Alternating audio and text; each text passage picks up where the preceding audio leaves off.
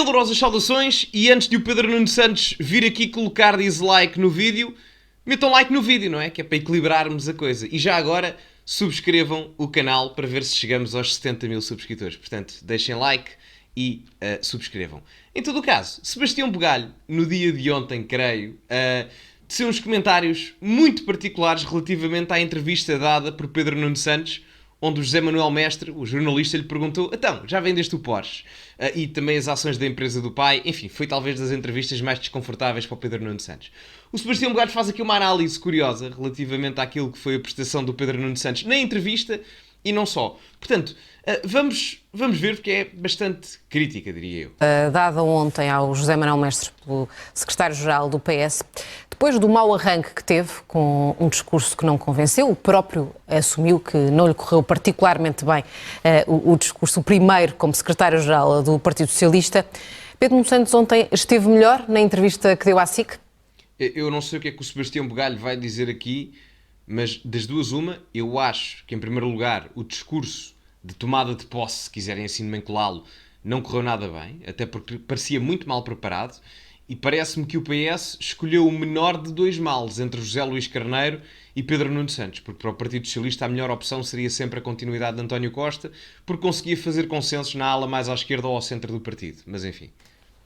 Esteve melhor do que esteve no discurso, mas eu diria que continua a ser pouco para aquilo que esperávamos do produto político Pedro Nuno Santos. Já lá vou. Ou seja, para sermos justos, esta entrevista na forma é boa, na forma resulta.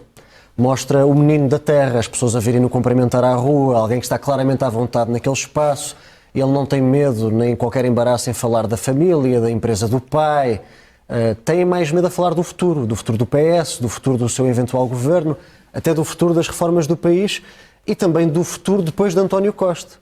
Eu concordo em parte, mas discordo quando ele diz que a entrevista lhe correu melhor do que o discurso. Foram ambos maus, a realidade é essa, mas eu creio que da forma como o José Manuel Mestre conduziu a entrevista, eu acho que a entrevista lhe correu pior do que propriamente o discurso. Até porque aqui é que eu discordo mesmo do Sebastião Bugalho.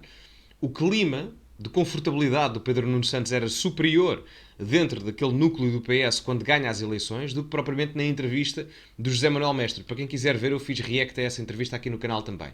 Portanto, aqui é onde eu discordo mais dele. Onde eu concordo com o Sebastião Bugalho é quando ele diz que Pedro Nuno Santos tem dificuldade em falar do futuro. E talvez mais do que até a falar da questão do pai, da empresa, etc, etc. Aí de acordo. Por uma simples razão.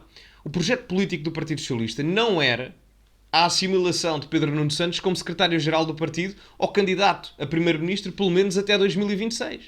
Por isso é que o Pedro Nuno Santos estava empregado na SIC como comentador, da mesma forma que António Costa o esteve antes de ser candidato a primeiro-ministro. A realidade é essa. E, portanto, parece-me que o Pedro Nuno Santos está mal preparado, por culpa dele também, mas, a meu ver, apesar de todo o desgosto que eu tenho relativamente a ele enquanto político, o maior culpado nem é ele próprio, é a própria conjuntura. O Pedro Nuno Santos, de um dia para o outro, passa de um comentador a tentar ganhar relevância num panorama mediático português para se candidatar a primeiro-ministro como secretário-geral do Partido Socialista.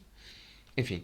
Às vezes dá a ideia que Pedro Nuno Santos, para usar uma metáfora rodoviária, como ele preferiria talvez, parece que lhe deram um carro de corrida e que ele está a fazer um esforço enorme para não o arriscar. E o carro de corrida é o PS, como aliás as sondagens mostram, que ainda está aí para ser acelerado. E parece que é isso que faz com que as entrevistas dele e as intervenções dele sejam muito tímidas na forma. Ele não avança com nenhuma meta, com nenhuma medida. Se nós espremermos, e o José Manuel Mestre bem tentou espremer, não sai muito sumo.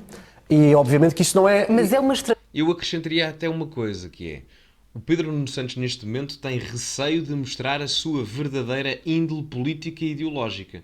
Porque ele, em termos de personalidade, já é uma pessoa bastante convicta. E o povo português, a realidade é que, independentemente de serem bons, maus, inteligentes, pouco inteligentes, seja o que for, alienados, interessados, o povo português é caracterizado como um povo manso. A realidade é essa.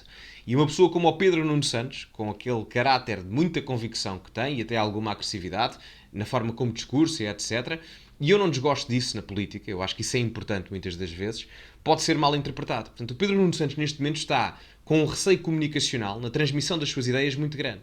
Tanto que a maior preocupação do Pedro Nuno Santos inicialmente foi logo colocar no seu núcleo duro, em termos de campanha, o pessoal mais moderado ao centro do Partido Socialista, nomeadamente pessoas que eram totalmente contra a geringonça em 2015, como é o caso do Francisco Assis, que é quase Francisco Assis é alguém que, por exemplo, podia estar perfeitamente num PSD, ideologicamente falando, claro. Portanto, esse parece-me também ser um grande problema do Pedro Nuno Santos. É uma estratégia. Ou, de facto, Pedro Nuno Santos, para agora citar-te, tem pouco sumo? Não, eu não acho que ele tenha. Eu tenho a certeza que ele é um homem com convicções, com ideias, até com uma visão bastante crítica dos últimos anos de governação, inclusivamente quando já era ministro de António Costa, mas está a tentar proteger ao máximo as suas chances enquanto candidato a primeiro-ministro, preservando o ativo eleitoral que foi e que ainda poderá ser António Costa, e tentando não hostilizar nem assustar ninguém. Este não é naturalmente o Pedro Nuno que nós estávamos acostumados. Até aqui no comentário na SIC era um pouco mais ousado, um pouco mais crítico, trazia medidas para a frente. Eu, por exemplo, do ponto de vista de alguém que é de esquerda, eu estranho como é que não há uma palavra para o Estado do Serviço Nacional de Saúde, que tem 8, 10, 18 horas de espera no hospital público, que é uma coisa que faz impressão a qualquer pessoa, sendo de esquerda ou de direita, mas para um defensor dos serviços públicos e do Serviço Nacional de Saúde, não tem nada a dizer sobre isso. E nem vai dizer porque não é conveniente para a narrativa discursiva na campanha eleitoral. O SNS. Aliás, é curioso porque o Partido Socialista é o partido que promove a intervenção estatal na economia, oferecendo os serviços públicos à população na satisfação das necessidades coletivas que precisam. No entanto, é nesse âmbito que nós em Portugal temos mais dificuldades. Boa noite, 18 horas de espera em urgências, 1,7 milhões de portugueses sem médicos de família, havia no mês de outubro ou novembro 100 mil alunos que não tinham professores a determinadas disciplinas. Se formos à questão da cultura, enfim, vale o que vale, e já nem vou falar sequer na questão da estagnação económica do país. Portanto, se formos por aí, quais são as verdadeiras bandeiras do PS?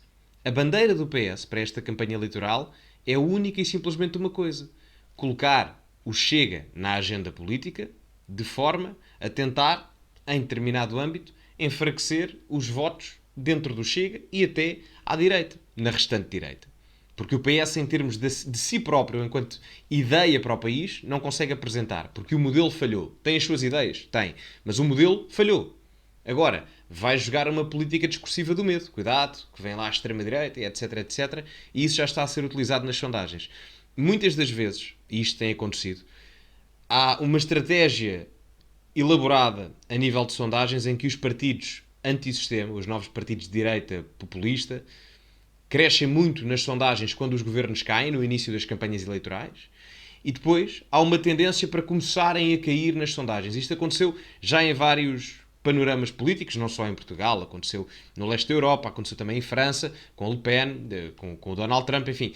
É comum isto acontecer, tanto que, por exemplo, em 2016 o Trump tinha 9% de probabilidade de ganhar as eleições um dia antes, segundo a Reuters, não é? Portanto, e a Hillary tinha 91%. Portanto, isto não é novo e parece-me ser a grande carta do PS, porque ideias e projeto próprio será muito complicado. A única coisa que diz é que precisa de fazer paz com os médicos, que precisa de apostar no Serviço Nacional de Saúde, mas depois acaba por não concretizar e não diz aquilo que pretende fazer para dar uma nova vida e restabelecer, de certa forma, a paz social.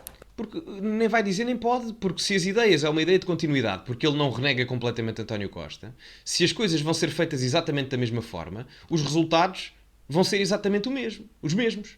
Se eu fizer 2 mais 3, não é diferente de eu estar a fazer 3 mais 2. No final, o resultado é exatamente o mesmo.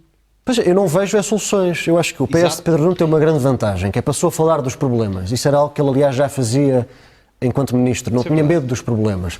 Só que parece que o PS de Pedro Nuno Santos tem medo de falar das soluções. Talvez para não se comprometer do ponto de vista ideológico ou programático, para não condicionar futuras alianças, não sei, para não assustar os eleitores, para não assustar o centro. Eu não vou fazer especulação sobre a tática que é só dele e só está na cabeça dele. Agora, ele precisava de se chegar à frente e dizer: eu quero garantir um Portugal em que até 2028 uma mãe portuguesa que está grávida sabe em que hospital vai ter o bebê, com que médico ao seu lado vai ter o bebê, com conforto e previsibilidade mínima para o momento mais importante da sua vida, que é ser mãe. Ele não diz isso. Ele precisava de dizer: Portugal tem 4 milhões quase e meio de pobres antes das transferências sociais do Estado. Eu assumo o compromisso, enquanto candidato a primeiro-ministro, que até 2028 esse número cai pelo menos por metade. Sabem aquela famosa frase que às vezes se manda para o ar: metade do país anda a trabalhar para a outra metade para receber subsídios? Quando se diz isto ou quando se ouve isto, acha-se que é uma tática populista de mandar um bitite para o ar, mas numericamente não está longe da verdade. Porque se há 4,5 milhões de portugueses que estão abaixo do limiar da pobreza antes das transferências sociais, antes dos subsídios a nível estatal, significa que estamos quase a metade do país a viver nesse regime, em que estão dependentes de subsídios. Portanto, em termos matemáticos literais, independentemente depois da conotação que se possa dar à esquerda ou à direita, independentemente de quem esteja a ouvir isto, no final do dia, matematicamente falando, é verdade. É verdade.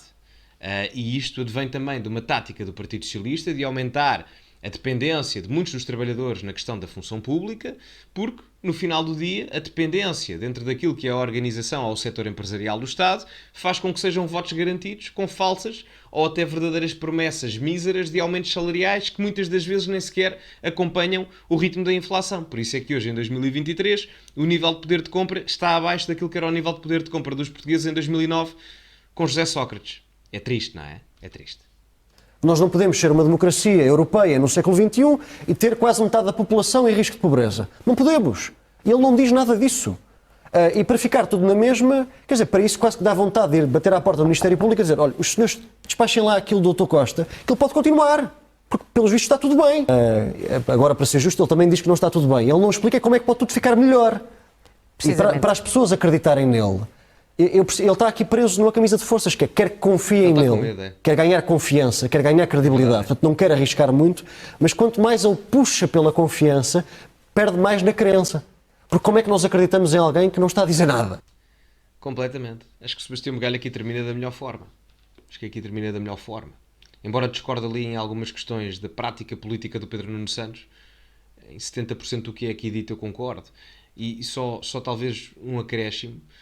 O Pedro Nuno Santos, muito provavelmente, vai ser Primeiro-Ministro. A realidade é esta. Eu não acho que Luís Montenegro tenha sequer a capacidade, a popularidade e o carisma de conseguir convencer a maior parte da população a votar nele para ganhar as eleições. E pode acontecer um fenómeno interessante, que é, se Luís Montenegro mantiver a sua palavra, Pedro Nuno Santos ganha as eleições, vamos imaginar, com 27% ou 28%, vamos supor o número, Luís Montenegro arrecada cerca de 24, 25%, vai ter que se demitir, se cumprir a sua palavra. Luís Montenegro diz que se demite se não ganhar as eleições. Luís Montenegro demite-se e depois pode acontecer uma coisa. É Pedro Nuno Santos ganhar as eleições, mas a direita ter maioria, vem alguém do PSD que diz, não, eu agora faço entendimentos com o Chega, com a Iniciativa Liberal, com quem for preciso, para ter uma maioria de direita e, no final do dia, os 25% que o Luís Montenegro arrecadou, sendo ele cabeça de lista, não contam para nada, porque quem vai usufruir disso é quem o vai substituir formando uma maioria de direita, porque ele não o faz. Portanto, será interessante ver isso. Aqui de um ponto de vista centro-esquerda, centro-direita. Mas enfim, bom, foi o vídeo. Metam like e subscrevam, é muito importante, ok? Para chegarmos aos 70 mil subscritores, portanto, subscrever o canal, meter like, essas coisas. Partilhem o vídeo também com a malta que conhecem e que não conhecem. Sigam-me nas redes sociais aqui em cima e, como é habitual, acima de tudo, cultivem-se e até à próxima.